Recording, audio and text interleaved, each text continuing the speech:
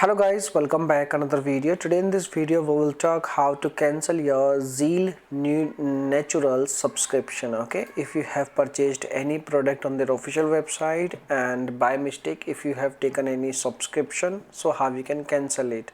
First of all, you need to visit on the official website, and once you visit on the official website you need to log in into your account, and once you logged in you need to tap on your profile icon like this kind of icon, and once you tap on this icon you will see this kind of window. Your upcoming orders is available on this page, and there is a button manage subscription. Okay, and please cancel your subscription at least 3 days prior to your next order. Okay, so when you click on manage subscription it will redirect you on this kind of page, and on this page you will see your all the subscription. You can cancel your subscription over here, and you can cancel your upcoming orders also. You can do anything what you want to do with your subscription.